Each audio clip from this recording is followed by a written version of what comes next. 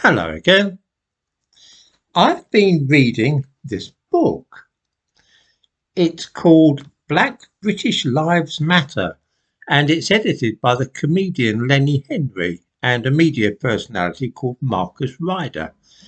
It really does contain some shockingly misleading and downright untruthful material, the aim of which is to show that black people in this country are hard done by and persecuted by white folk. I shall devote a couple of videos to this, but I will begin with some demonstrable lies. Here's a good example. I wonder if people can see this.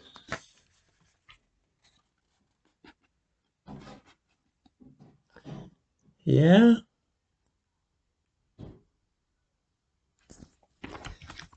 It says, we should not be silent.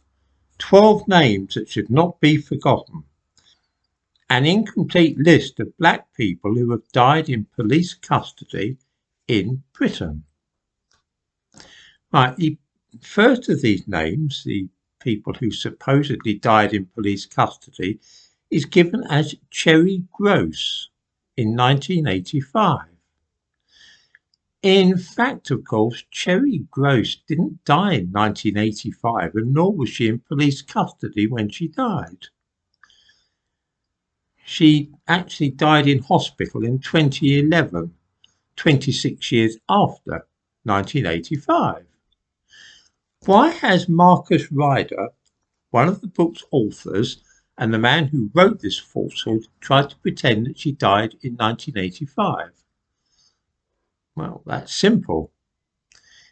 It's to connect it with a major riot, the Brixton riot of 1985. In 1985, Cherry Groce's son Michael had managed to acquire 50 convictions for various offences. Although only 21 years of age, he'd been to prison 15 times.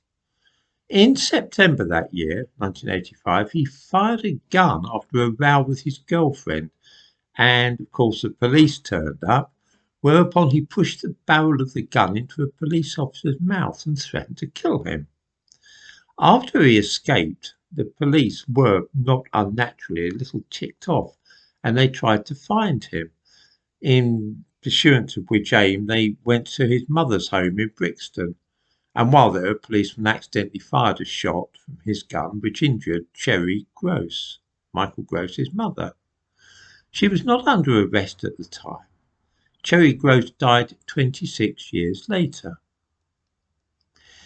How is it possible for anybody to claim in a book that Cherry Groce died in police custody in 1985? It can hardly be a mistake because the case was very well known at the time and it triggered a riot in Brixton. I can only assume that the person who wrote this is telling a deliberate lie with the hope of provoking ill feeling between black people and white.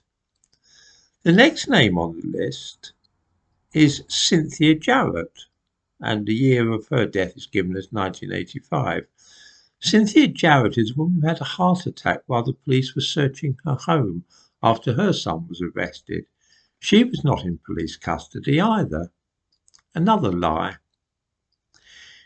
Jimmy Mubenga, 2010. Jimmy Mubenga was not in police custody either when he died. He was an Angolan being deported and he died on an aeroplane which was on the runway about to take off.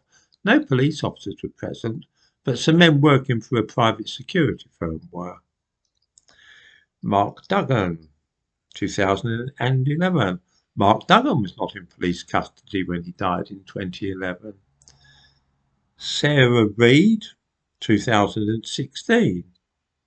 Sarah Reid was in the Maudsley Psychiatric Hospital in South London when she attacked a man and was charged with GBH. For the next 2 years, she was moved around different secure units before it was decided that she was mentally fit to stand trial, whereupon she was transferred to Holloway Prison. In a medical wing at Holloway Prison in 2016, she committed suicide. To say that she died in police custody is a lie.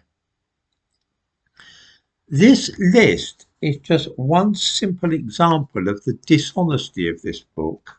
There's a great deal more of it, and as I say, we should be going into it a little further. We need to ask ourselves whether the few instances which I have just given are genuine mistakes.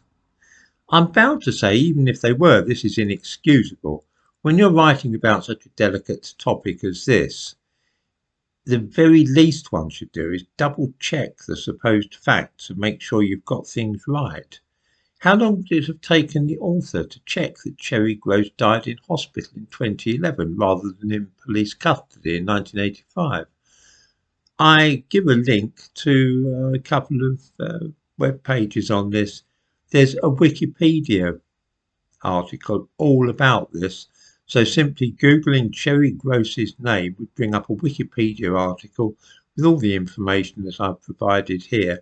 You would only need to glance at that quickly to see that she died in 2011 rather than 1985.